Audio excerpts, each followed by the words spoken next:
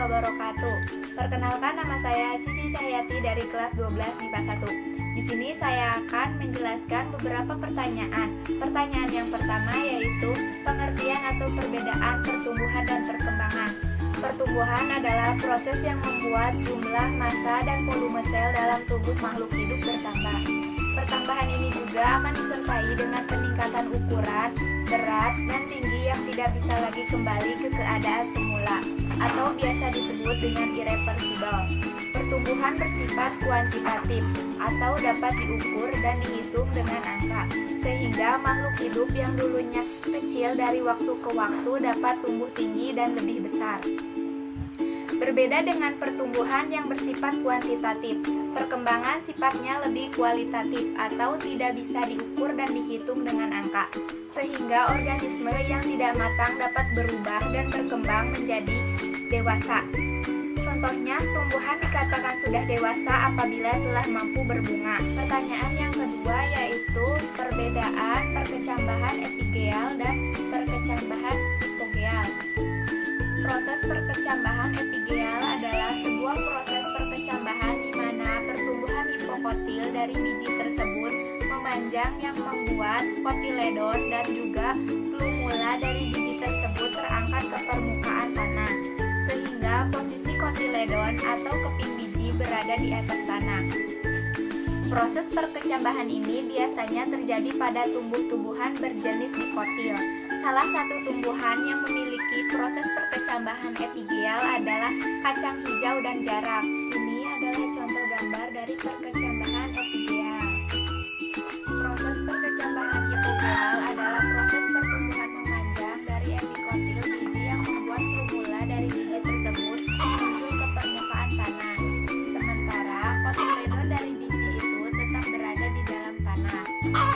Pada umumnya, proses perkecambahan hipogeal ini terjadi pada tumbuhan yang berjenis monokotil.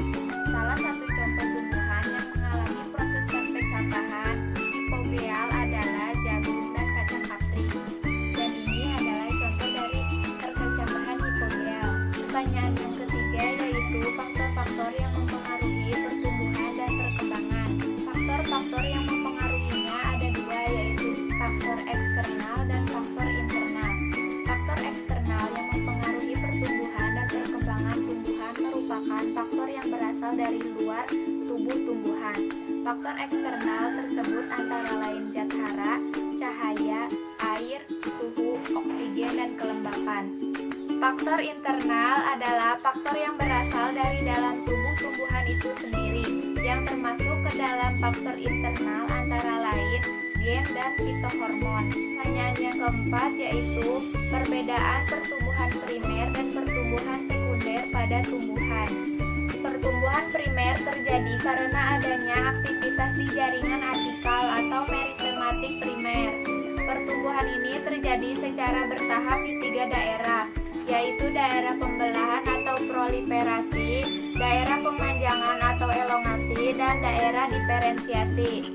1. Daerah pembelahan berada di bagian ujung akar dan ujung batang. 2. Daerah pemanjangan terletak setelah daerah pembelahan.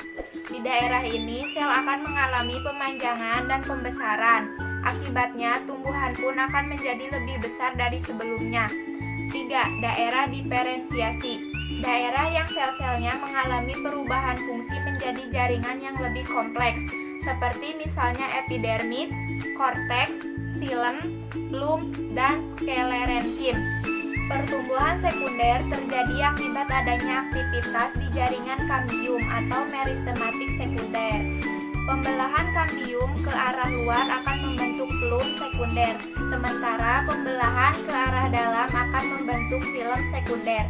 Pohon-pohon yang ada di sekitar kita diameternya menjadi lebar. Pertumbuhan sekunder ini penyebabnya pembelahan pada jaringan kambium ini akan menyebabkan terjadinya pelebaran batang, pembentukan lingkaran tahun, serta jari-jari empulur.